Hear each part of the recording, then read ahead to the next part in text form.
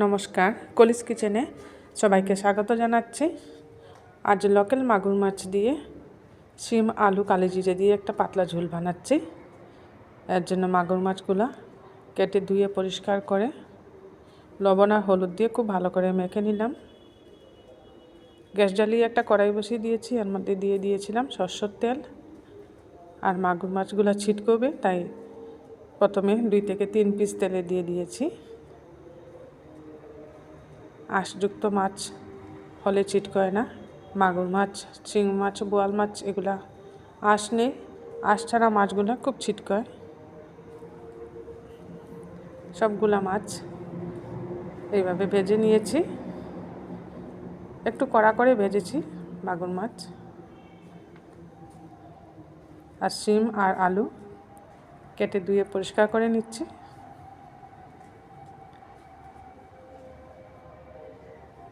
অন্য একটা কড়াইয়ের মধ্যে সামান্য তেল দিয়ে দিলাম, দিয়ে এর মধ্যে ফোড়ন দিচ্ছি কালো জিরে ফোড়নের সাথে দিচ্ছি কাঁচা লঙ্কা আর তেজপাতা। কাঁচা লঙ্কাটা কালো জিরে ফোড়নের সাথে দিলে খুব সুন্দর গন্ধ বেরিয়ে আর টেস্টটাও ভালো আসে। কাঁচা লঙ্কার ঝালটাও খুব সুন্দর হয়, তাই তেলের মধ্যেই দিয়ে দিয়েছি কাঁচা লঙ্কা। শিম আলুটাও দিয়ে দিলাম, সাথে গুঁড়া মশলাগুলো দিয়ে দিচ্ছি। মশলাগুলো খুব সামান্য পরিমাণে দিচ্ছি। হলুদের গুঁড়া, জিরে গুঁড়া আর লাল লঙ্কার গুঁড়া। এখানে আমি ধনে গুঁড়া দিই নাই, যেহেতু একটা ঝোল বানাচ্ছি তাই মশলাটা খুব সামান্য দিয়েছি এখানে। এইভাবে জিওল মাছ দিয়ে ঝোল বানালে খেতে বেশ ভালো লাগে। এগুলা মাগুর মাছ, শিং মাছ এগুলা দিয়ে ঝোল বানালে রেসিপিটাও খুব ভালো হয় আর স্বাস্থ্যকর হয়। যেহেতু কম মশলা দিয়ে ঝোল বানাচ্ছি। শিম আলুটাকে ভালো করে কষিয়ে নিলাম, নিয়ে গরম জল দিয়ে দিয়েছি। এর মধ্যে গরম জল দিয়ে ঝোলটা দিয়ে দিয়েছি। এইভাবে মাগুর মাছ দিয়ে শিম আলুর ঝোল বানিয়ে দেখবেন, খেতে দারুণ লাগে। কিছুক্ষণের জন্য ঢাকা দিয়ে রাখবো। কিছুক্ষণ ঢাকা দিয়ে রাখলে খুব সুন্দর সিদ্ধ হয়ে যাবে শিম আলুটা।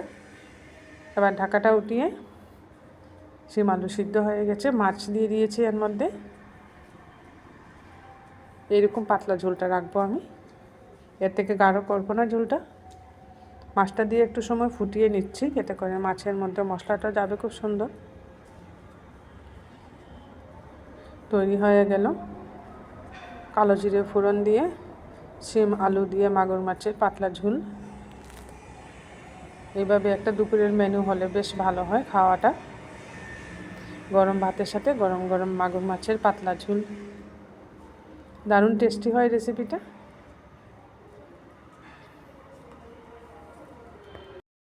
আমার রেসিপিটা ভালো লাগলে আপনারা বানিয়ে খাবেন। কমেন্টে অবশ্যই জানাবেন কীরকম লাগলো মাগুর মাছের পাতলা ঝোল রেসিপিটা। এখানে শিম আলুর পরিবর্তে অন্য সবজি দিয়েও বানাতে পারেন।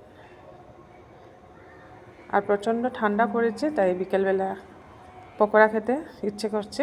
এর জন্য এখানে সব রকম সবজি আমি ছোটো ছোটো করে কেটে নিয়েছি, সাথে আদাও দিয়ে দিয়েছি। এখানে দিয়েছি আলু, ফুলকপি, গাজর, শিম আর দিয়েছি আদা। সবগুলা ছোটো ছোটো করে কেটে নিয়েছি। এভাবে ছোটো ছোটো করে কেটে নিয়ে সামান্য লবণ দিয়ে খুব ভালো করে মেখে নিতে হবে, এতে করে সবজিগুলো একটু সফট হবে। লবণ দিয়ে মেখে ভালো করে ধুয়ে নিতে হবে। আর নিয়েছি এখানে একটা কাঁচা লঙ্কা, সামান্য ধনেপাতা। আর সবজিগুলো খুব ভালো করে ধুয়ে রেখেছিলাম আমি একটা ছাঁকনির মধ্যে, এতে করে জলটা খুব সুন্দর ঝরে গেছে। এবার একটা বড় পাত্রে নিয়ে নিয়েছি,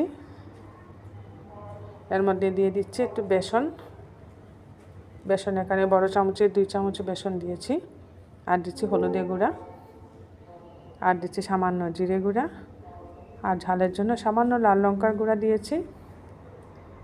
সামান্য ধনে গুঁড়াও দিয়ে দিলাম, আর কেটে রাখা কাঁচা লঙ্কা, ধনেপাতা এটাও দিয়ে দিচ্ছি। একটু ঝাল ঝাল হলে পকোড়া ভালো লাগবে। এবার খুব ভালো করে শক্ত করে মেখে নিতে হবে। এর মধ্যে বেশি জল দিতে হবে না, শুকনো অবস্থায় এইভাবে মাখতে হবে। এইভাবে শুকনো করে মাখলে তখন সবজি থেকে কিছুটা জল বেরিয়ে আসবে। শুকনো করে শক্ত করে এইভাবে মেখে নিয়েছি আমি। এবার গ্যাসে একটা কড়াই বসিয়ে দিয়েছি, এর মধ্যে দিয়ে দিয়েছি রিফাইন্ড অয়েল। আর পকোড়াগুলো একটু বড় বড় করে চ্যাপ্টা করে ভেজে নিচ্ছি। এভাবে চ্যাপ্টা করে ভাজলে পকোড়াটা খুব মুচমুচে হবে। বেশি ভারী করে পকোড়া বানালে ভিতরটা কাঁচা থাকবে, ভালো লাগবে না খেতে। শীতের দিনে বিকেলবেলা সবারই এরকম পকোড়া খেতে ইচ্ছে করে। এইভাবে ঘরে নানা রকম সবজি থাকলে আপনারা ভেজিটেবল পকোড়া বানিয়ে নিতে পারেন। এক এক করে সব পকোড়াগুলোই আমি ভেজে নিচ্ছি। এখানে 3টে দিয়েছি, দেখুন বড় বড় করে পকোড়া একদম চ্যাপ্টা করে বানিয়েছি, খুব মুচমুচে হয়েছে। এক সাইড লাল করে ভেজে নিয়েছি, অপর দিকটাও আমি লাল করে ভাজছি।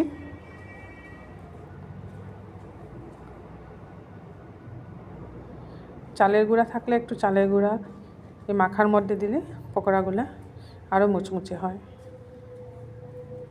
সব পকোড়াগুলো ভেজে একটা প্লেটে নিয়ে নিয়েছি। খুব সুন্দর হয়েছে দেখতে।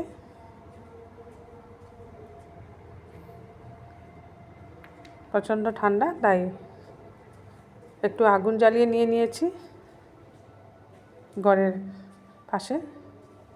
এভাবে বাঁশের টুকরো দিয়ে আগুন জ্বালিয়ে এখানে বসে বসে সবাই মিলে পকোড়া খেয়ে শীতটাকে খুব ভালোভাবে এনজয় করছি। আপনারাও এইভাবে সন্ধেবেলায় আগুনের পাশে বসে পকোড়া বানিয়ে খেয়ে দেখবেন, শীতের আমেজটা বেশ ভালোই উপভোগ করা যায়। আমার ছেলের তো খুব পছন্দ, এইরকম স্ন্যাক্স রেসিপি ওর খুব ভালো লাগে। পকোড়া, চপ ওর তো খুব মজাই হয়েছে। আমার এই 2টা রেসিপি আপনাদের ভালো লাগলে লাইক, শেয়ার, সাবস্ক্রাইব করে দিবেন আমার চ্যানেলটা।